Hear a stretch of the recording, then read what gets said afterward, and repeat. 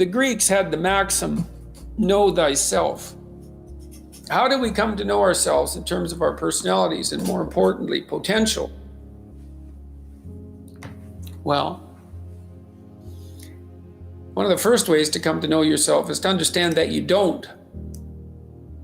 You can learn to kind of watch yourself like you're watching a stranger, but you have to adopt a position. It's a position of radical humility, I would say. Humility in two senses. So one sense would be the humility of recognizing your ignorance. So you have to understand that you don't know who you are. And that's not easy to understand because you think you know, but then you remember you can't control yourself very well. You're not very disciplined. You're full of flaws. Maybe you don't know yourself as well as you think, but it's hard to get low enough to understand how deeply it is the case that you are ignorant about who you are. Now, there's an upside to that too, which also is that you're also ignorant about who you could be. And so the discovery of that, is some reward for the horror of determining who you actually are. And then I would say, well, then you watch yourself. You watch yourself like you're watching a stranger. You watch what you say and you listen. And you think, well, what sort of person would say that? And how am I reacting emotionally when I'm communicating in that manner? Is that making me feel stronger or weaker? Is it filling me with shame? Is it helping my confidence? Am I laying out a lie? Am I deceiving myself and other people? Am I adopting this personality at parties that is designed to impress and to amuse, and it comes across as nothing but self-centered narcissism?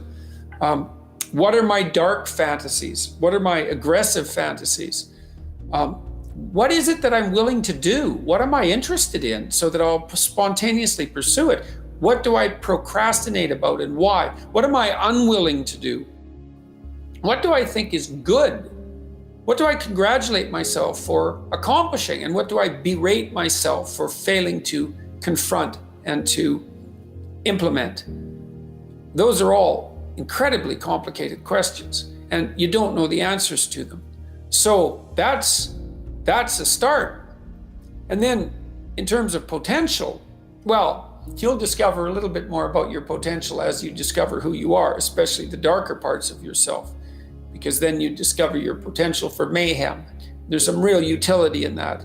It's actually something that strengthens you, because the first thing that a realization like that can in fact produce is the ambition to incorporate that dangerousness into a higher order personality. And that can make you implacable. That can make you someone who can say no when you need to say no. That can make you someone who won't avoid necessary conflict. And so that's unbelievably useful. And so that's one of the potentials that you might discover. The other thing you do to discover your potential is you challenge yourself. It's like Rule 4 in my book, 12 Rules for Life, is compare yourself to who you were yesterday and not to who someone else is today. And that's kind of a good way to start this. It's like, well, take a bit of a look at yourself and think about what's not so good that you could improve, that you should improve by your own standards, and that you would improve, and set yourself a little goal. Maybe you're not studying at all at your university. Or maybe you're at work and you've got this stack of paper there, and you haven't looked at that damn stack for like a month, and you know that you should be. And you're bothering yourself at night because you're avoiding that. You think, well, I've avoided that stack of paper completely for 1 month. I'm quite a coward when it comes to whatever snakes might be hidden in that stack of paper.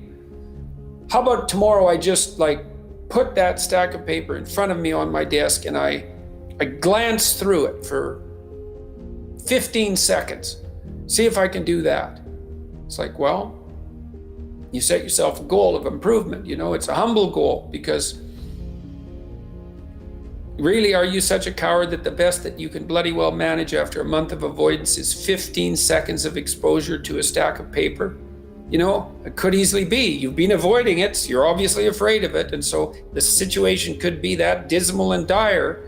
And you might think, well, geez, it's no balm to my ego. It's not fostering the strength of my ego to recognize in myself someone who could only withstand 15 seconds of exposure to that thing I'm afraid of. And so that's a form of humility too. It's like there's things you could do to improve, and you know what they are. And there's small steps that you could take, that you might take, that would put you in that direction. And then the question is, are you big enough to take those small steps? Are you capable of grappling with the fact that you're fundamentally flawed to the point where you have to break things down into almost childlike steps in order to manage them? And the answer to that is, yeah, you are. And that's the lot of, I don't know if it's the lot of everyone.